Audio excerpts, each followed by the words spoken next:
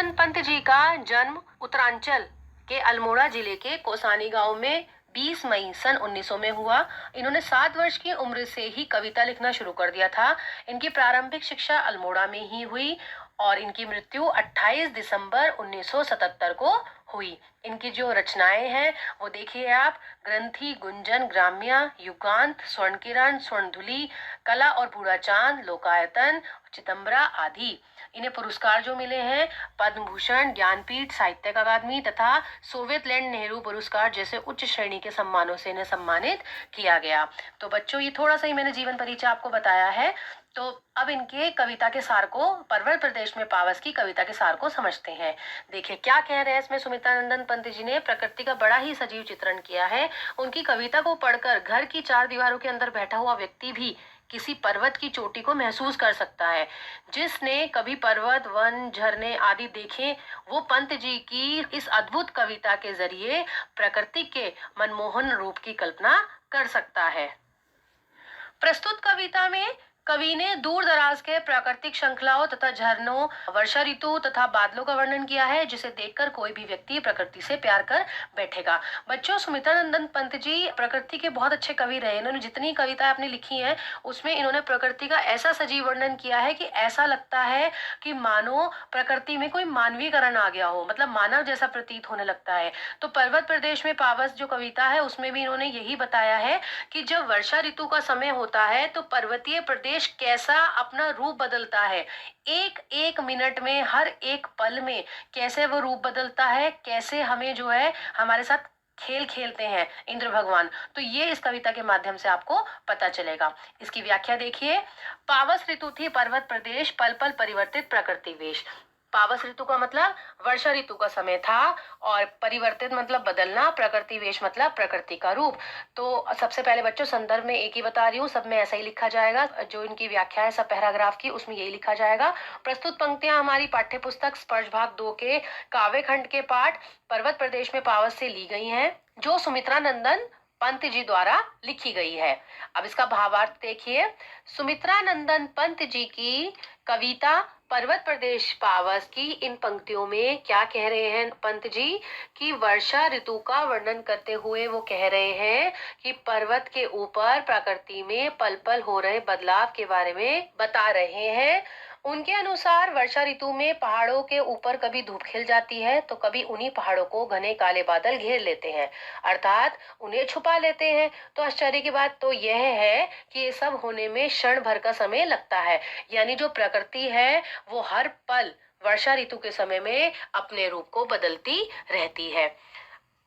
मेखलाकार पर्वत अपार अपने सहस्त्रदिन सुमन फाड़ अवलोक रहा है बार बार, नीचे जल में निज महाकार, जिसके चरणों में पलाताल दर्पण सा फैला है विशाल। इसमें देखिए मेखलाकार का अर्थ होता है करघनी आकार के पर्वत, सहस्त्र का मतलब होता है हजार, दृढ़ सुमन मतलब पुष्प रूपी आंखें, अवलोक रहा मतलब देख रहा है, महाकार का मतलब होता है विशाल आकार, ताल मतलब तालाब और दर्पण सा मतलब आईना यानी शीशा। तो इसका संदर्भ मैंने पहले ही बता दिया था। अब इसका आप भावार्थ देखिए। सुमित्रानंदन पंत की कविता पर्वत प्रदेश पावस की प्रस्तुत पंक्तियों में कवि ने पर्वत को एक करघनी के रूप में बताया है। पर्वत पर खिले हुए हजारों फूल पर्वत की नेत्र की तरह लग रहे हैं, यानी जो हजारों फूल पर्वतों पे खिल रहे हैं वो ऐसे लगते हैं मानो कि वो पर्वत की आंखें हों और वो हमें देख रही हों। ठीक पर्वत के नीचे फैला तालाब किसी दर्पण के समान काम कर रहा है, जिसमें पर्वत अपनी पुष्प रूपी आंखों से अपना विशाल रूप जो है वो निहार रहा है। यानी जो तालाब है उसमें जब पर्वत जो अपनी छवि देखता है तो ऐसा लग रहा है कि जैसे शीशे में पर्वत अपनी छवि को देख रहा है और वो उसको जो आंखें हैं वो उस छवि को निहार रही हूँ। तो ये देखिए बच्चों, इसमें इन्होंने मानवीयकरण की बात भी कही है। अब अगला पैराग्राफ देखिए। गिरी का गौरव गाकर झरझर, मद में नस नस उत्तेजित कर, मोतियों की लड़ियों से सुंदर झरते हैं झाग भरे निर्झर। इसमें गिरी का मतलब पहाड़ है। देखो बच्चों, कई जगह पर्यायवाची यूज हुए हैं पहाड़ के, तो आप वो ध्यान रखिएगा। मद का मतलब मस्ती है और निर्झर मतलब हमारे जो झरने हैं। तो क्या कह रहे हैं, इसमें झरनों के बारे में बताया जा रहा है। सुमित्रा नंदन पंत जी की कविता पर्वत प्रदेश में पावस की, इन पंक्तियों में कवि ने किसी पर्वत से गिरते हुए झरने की सुंदरता का बखान किया है। झरना उसमें उठने वाले झाग के कारण मोतियों की लड़ियों के समान सुंदर लग रहा है। जैसे मोती की लड़ियां होती है ना सफेद, तो इसी तरह से झरना प्रतीत हो रहा है। उसके गिरने से पैदा हुई कल कल की गूंज मानो ऐसी लग रही है कि झरना पर्वत का गुणगान गा रहा हो। जिस पर्वत से झरना निकलता है बच्चों, उसे देखने के लिए मतलब उसके लिए गौरव की बात होती है, क्योंकि उसको देखने के लिए लोग उमड़ उमड़ कर जाते हैं। तो आपने भी देखा होगा, इसलिए वो उसका गुणगान कर रहा है। तो गिरते हुए झरने की ध्वनि को सुनकर लेखक की नस में मानो ऊर्जा का संचार होने लगता है। यानी वो खुशी होती है ना, एक मतलब एक आपको बहुत अच्छा लगता है, तो नस नस को उत्तेजित कर यानी नस नस में ऊर्जा का संचार होने लगता है। गिरिवर के उड़ से उठ उठकर उच्च आकांक्षाओं से तरुवर है, झाग रहे नीरव नभ पर अनिमेष अटल कुछ चिंता पर। इस पंक्तियों में जो है संदर्भ मैंने पहले बता दिया था, और इसमें जो है आपको पेड़ों के बारे में बता रहे हैं। तो सुमित्रा नंदन पंत जी कहते हैं कि इन पंक्तियों में ऊंचे ऊंचे पर्वत के ऊपर जो वृक्ष लगे हुए हैं उनके बारे में बता रहे हैं। तो कवि कहते हैं उन्हें देखकर ऐसा प्रतीत होता है कि ये पेड़ जो है पर्वत के हृदय से उगे हैं और सदैव ऊपर उठने की कामना में एकटक ऊपर आकाश की ओर देख रहे हैं। इसमें बच्चों जो उच्च आकांक्षाओं का मतलब होता है ऊंची उठने वाली कामना। तरुवर का मतलब पेड़, उर का मतलब दिल, और नीरव नभ का मतलब शांत आकाश की ओर, अनिमेष मतलब एकटक, अटल मतलब एक जगह।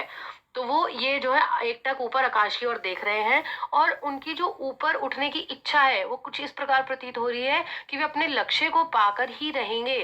मतलब और ऊंचे उठ ही जाते हैं, वो उठते रहते हैं, उन्हें ऊपर उठने से कोई नहीं रोक सकता। साथ ही कवि को ऐसा भी प्रतीत होता है कि मानो वे किसी गहरी चिंता में डूबे हुए हैं।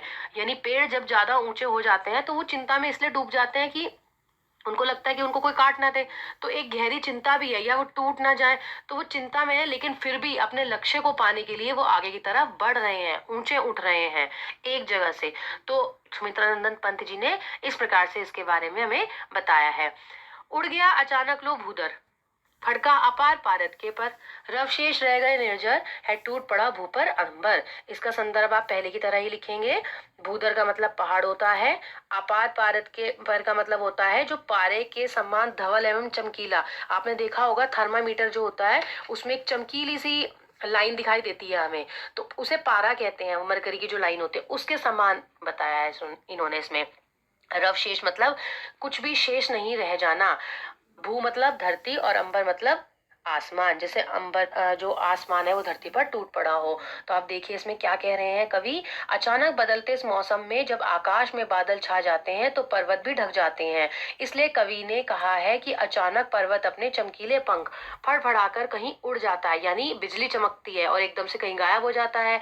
तो अब वह कहीं नजर नहीं आ रहा। आपने देखा होगा आगे कहते हैं कवि कि चारों ओर कुछ दिखाई नहीं दे रहा, सिर्फ झरने के गिरने की आवाज सुनाई दे रही है। ऐसा प्रतीत हो रहा है मानो आकाश जो है पृथ्वी पर आ गिरा हो। धस गए धरा में सबे शाल, उठ रहा धुआं जल गया ताल, यूं जलदयान में विचर विचर था इंद्र खेलता इंद्रजाल। धस गए मतलब धरती में धस जाने। सभय मतलब होता है भय के कारण। शाल, शाल जो है एक वृक्ष का नाम होता है, उसको शाल बोलते हैं, वृक्ष जो पाए जाते हैं पर्वतीय इलाकों में, तो एक वृक्ष का नाम है। जलदयान मतलब बादल यूपी रूपी जो यान होते हैं, बादल रूपी जो यान होते हैं उसको जलदयान। विचर विचर मतलब इधर उधर घूमना। इंद्रजाल मतलब जादूगरी। इंद्र भगवान का जो इंद्रजाल है यानी इंद्र भगवान जो है वो जादूगरी कर रहे हैं। तो संदर्भ बच्चों पहले की तरह ही लिखोगे। अब देखिए इसमें सुमित्रा नंदन पंत की कविता पर्वत प्रदेश पावस की इन पंक्तियों में कवि कह रहे हैं कि घनघोर बारिश हो रही है। इस मूसलाधार बरसात के कारण वातावरण में चारों ओर कोहरा फैल जाता है, जिसकी वजह से शाल के वृक्ष विशाल पेड़ भी दिखाई नहीं देते। यानी पेड़ बहुत लंबे लंबे होते हैं, बड़े बड़े होते हैं, लेकिन फिर भी इतनी तेज कई बार बारिश होती है कि धुआं धुआं फैल जाता है और हमें इतने बड़े बड़े पेड़ भी नहीं दिखाई देते।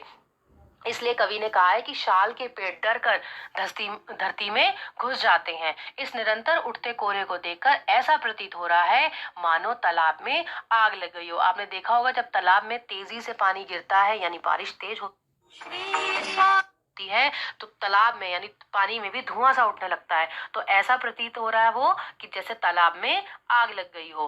प्रकृति के विभिन्न रूपों को देखकर कवि को ऐसा लग रहा है कि जैसे इंद्र बादलों में घूम घूम कर अपना खेल दिखा रहे हो, यानी कहीं बरसात का मौसम है, कहीं कैसा मौसम है, तो इंद्र भगवान हमारे साथ खेल खेल रहे हो। अपनी माया रूपी यान में बैठकर, अपने बादल रूपी यान में बैठकर हमें जो है वो अपनी जादूगरी दिखा रहे हैं।